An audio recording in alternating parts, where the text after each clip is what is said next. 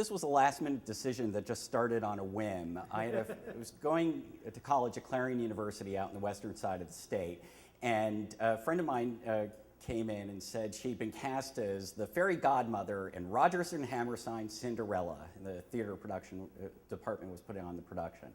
So as she's talking about it, we're asking her questions, she said, not enough guys tried out for this, and we're really short. And I said, well, I did some theater in high school. I could maybe do this. So I get into this production. I didn't try out. I even got a little solo at one of the beginning parts, which was hilarious because I'm croaking it out.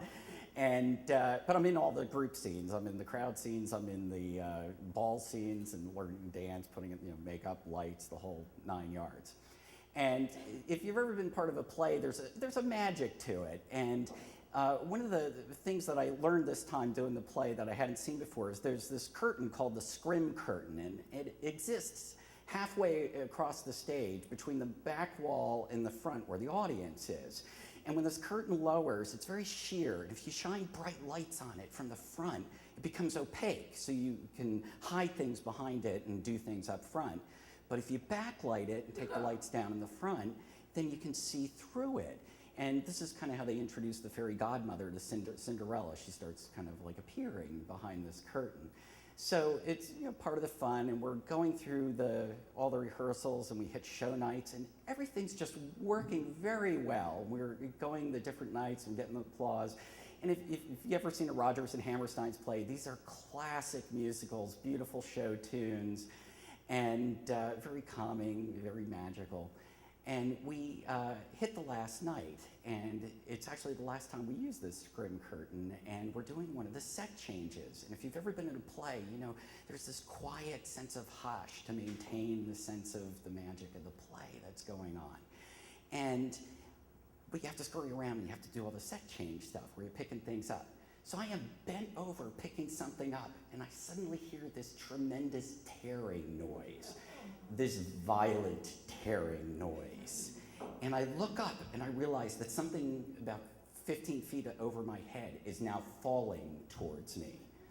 And what I didn't tell you about the scrim curtain is in order to make it work, it needs to be taut. And the way they make it taut is they sew a loop in the bottom and put galvanized steel pipe in it. So now there are steel pipes over my head that are falling all of a sudden. And I have enough time to step one step to the right, and the pipes come right down next to me. I can feel the hair stand up on my arm, and the pipes clatter across the floor and across the stage behind me where I'm not looking.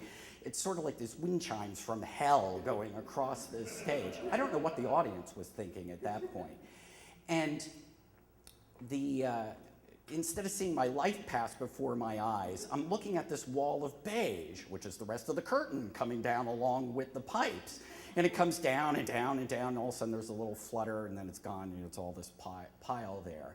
And I'm thinking, holy crap, I almost died during Rodgers and Hammerstein's Cinderella. And this is very hard to process all at once. And I'm looking around trying to figure out what to do. And I realized, oh my gosh, like I'm alive, okay, so I'm okay. But because somebody else got hurt. So you start looking around and everybody's hurt. But now we've got pipe wrapped in curtain from offstage one side to offstage the next, lying across the stage. We're in the middle of set change. And there's no one to tell us what to do because the professor is playing the piano instead of an orchestra, and he's just vamping on the piano, waiting for us to clear the mess up. So everybody grabs a section of pipe and curtain. We run off to the one side of the stage and pile it up in this Volkswagen VW pile size of curtain and pipe that we amass over the side. And there's no time to process what the hell just happened. We basically have to put all the set pieces in place, bring up the lights, open up the front curtains, and we're back to singing and dancing in Rodgers and Hammerstein's Cinderella. And it's just this bizarre nonsense mode. There's no time to process. We just move on. I remember later just thinking, this is just bizarre that I almost died, and we're running around wearing makeup, dancing around in costumes.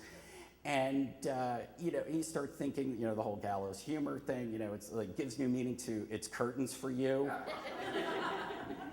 at this point. So oddly enough, as much theater as I did in high school, I did not do any other theater in college after that point.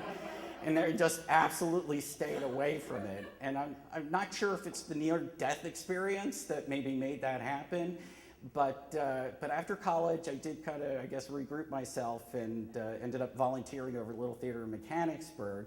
And it's a good thing I did, because that's where I ended up meeting my future wife there. And so it proves that even after that life-death experience in there, that there was a happy ending in the next act. So, thank you.